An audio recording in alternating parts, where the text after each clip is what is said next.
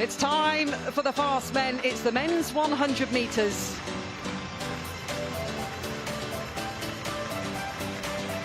Lanes 1 to 8. OJ Edeburen from Great Britain. The 22-year-old lines up in lane number 7, but Kendall Williams of the USA, one of the fastest on paper in 5.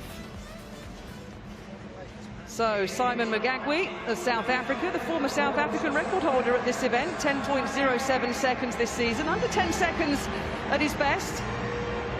That was 4 seasons ago. Taekwondo Tracy of Jamaica, the new Jamaican 100-metre champion. Closed down the US anchorman in the sprint relay last night, 10.07 seconds this season, that's the lifetime best. Zhu Zhengzhu of China, 10.21 seconds. He lines up in lane number 3. Marvin René of France, 3rd at the French Championships, replacing the late withdrawal, the injury to Jimmy Bicot. Big opportunity here for him, starts in lane number 4. And then in lane 5, Kendall Williams of the USA, 3rd at the US Championships, led off the winning US sprint relay team last night, 9.99 seconds this season. Lukas Jakubczyk of Germany, lane number 6, 10.07 at his best. 33 years old now, experienced. And then a nice smile from OJ Edeburen of Great Britain and Northern Ireland. 5th at the UK Championships, 10.04 seconds. He's excited for this. He's looking forward to the opportunity. And completing the lineup in 8. Ozwelski of Poland, 10.21 seconds this season. 4 times the Polish indoor champion over 60 metres. Should be a close race, this. It really is hard to call. 4 athletes within a 1/10 of a second of each other. But leading the way is Williams of the United States in lane number 5. 9.99 seconds this season. The men's 100 metres. Magagwi, Tracy, Zhu René, Williams, Jakubczyk, Edeburen, Ozlewski of Poland. The fast men have waited patiently through day 1 of this World Cup action.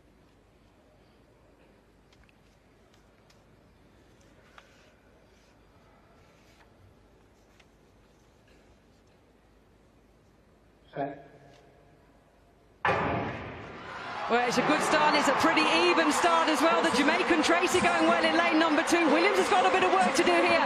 Jamaica, USA. Oh, it's a photo finish between the familiar sprinting names of Jamaica and the United States. Tracy of Jamaica. Well, all the athletes, this is what we do. We look up at the big screen. We wait for a replay. 10.07 seconds is his lifetime best this year. So if it's confirmed, then it has been. The Jamaican gets the victory. 10.03 seconds, a personal best and 8 points for him. Kendall Williams, 10.05. And Magagwi of South Africa picks up the bronze. It was the usual battle that we expect to love in men's sprinting. And once again, a Jamaican is in the number 1 spot.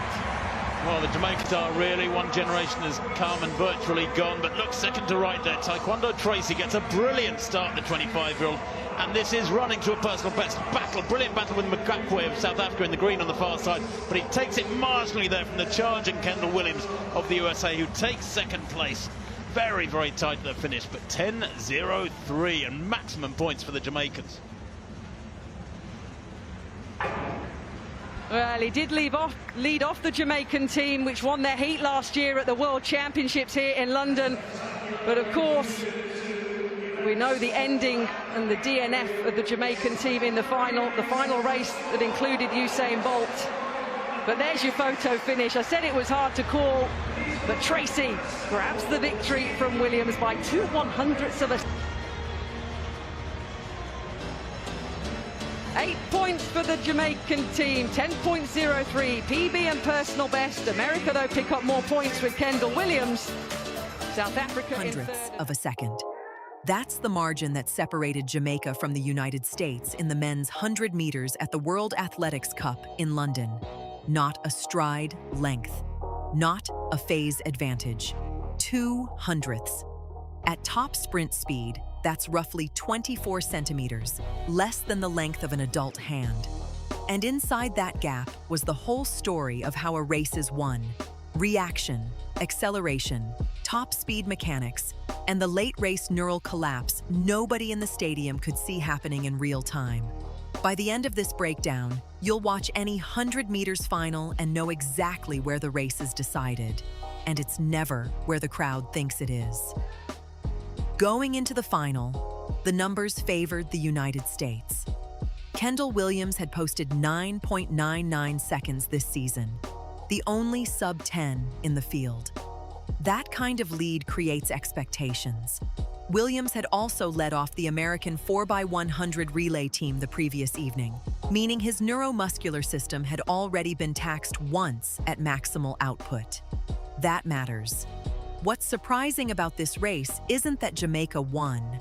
It's that the question of who would win was already being shaped the night before, not during the final itself.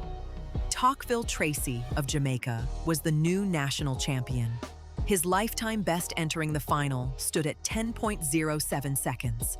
On paper, half a tier below Williams. In practice, the blocks tell a different story than season bests ever can. At the gun, Tracy's reaction time came in at 0.132 seconds. Clean, legal, sharp. Williams registered 0.148. A 16 millisecond gap off the block sounds trivial. It isn't. At 10 meters, that gap translates to roughly 6 centimeters of positional advantage for Tracy. During the drive phase, where every centimeter of forward lean and every ground contact counts, Tracy was already working from ahead. Here's the part that doesn't make sense on the surface. Tracy's top speed, estimated from broadcast frame analysis at peak velocity around 65 meters, reached approximately 10.7 meters per second. Williams, despite the slower start, reached approximately 10.85 meters per second at the same point. Williams was the faster man at top speed. So why didn't the faster top speed win the race? The answer is in the maintenance phase. Between 70 meters and the line, the race changes character entirely. Sprint physiology tells us no human maintains true top speed for more than 15 to 20 meters. After that, the question isn't who accelerates, it's who decelerates least. Williams, having already run a relay leg the previous evening, showed measurable stride shortening from 80 meters onward. His stride length, estimated at roughly 2.32 meters through mid-race, compressed to about 2.18 meters in the final 20 meters. Tracy, fresher in his neuromuscular reserves, held closer to 2.25 meters through to the line. This is the hidden race inside the race. Fans watch the chest crossing the line. Coaches watch the legs from 70 meters. The question every analyst needs to answer is, at what exact meter mark did the lead change? And why? In London, Tracy held his lead from the drive phase onward and never gave it back. But Williams closed, not because his mechanics improved, but because Tracy's advantage at top speed was smaller than his advantage off the start. The two forces balanced to an almost perfect draw. 2 hundredths of a second, 10.03 against 10.05. What do you think? Does relay participation the night before a sprint final cost athletes at the highest level? Or is the recovery window sufficient? Drop your answer in the comments. For South Africa's Simon Magatquie, who took bronze in 10.11 seconds, the race offered a different lesson. Magatquie's strengths are well documented. A long acceleration phase and strong top speed mechanics built for the back half of the race. His reaction was estimated at 0.141 seconds. Good, not exceptional. The gap that opened in the first 30 meters was one he couldn't fully close. He ran the race he was capable of running. The field simply ran it better. One detail that stuck with me when reviewing the finish sequence. Tracy's lean at the line was textbook. At roughly 97 meters, Tracy initiated his chest dip at the precise moment his right foot left the track in the penultimate contact. converting his final ground contact impulse into forward lean rather than vertical displacement. Williams, closing hard, leaned fractionally late. His dip came one stride after the optimal point. That single tactical decision, rehearsed thousands of times in training, was probably worth 100th of a second on its own. Unpopular opinion. Williams losing this race despite the fastest season, best in the field, isn't a failure of preparation. It's the predictable cost of relay first selection policies that ask sprinters to peak twice inside 18 hours. The sport asks too much of its 100-meter specialists in multi-event formats, and the margins prove it. Here's what this race teaches as a general law of sprint finals. Season bests measure capacity. Race day performance measures execution. The athlete who exits the drive phase with the cleanest positional advantage, maintains the highest stride frequency through top speed, and preserves neuromuscular freshness into the deceleration phase, will beat a faster athlete on paper almost every time. Tracy's 10.03 wasn't a surprise to anyone who had watched the relay the night before and noticed who looked controlled and who looked taxed. Jamaica's dominance in global sprinting isn't mythology, it's a system. The MVP Track Club, the national championship structure, and the relay program all feed athletes into major finals with race-sharpened nervous systems. Tracy anchored the relay. He didn't lead it off. That choice preserved his acceleration mechanics for the individual final. Next time you watch a 100 meters final, track two things from the blocks: reaction time, and whether the athlete ahead at 30 meters holds that position to 70. If they do, they almost always win. That's the race the cameras rarely show you. It's the only race that matters. If you want a breakdown of how Williams' relay mechanics the night before likely affected his stride pattern in the final, that analysis is waiting. Subscribe, and the next one goes deeper.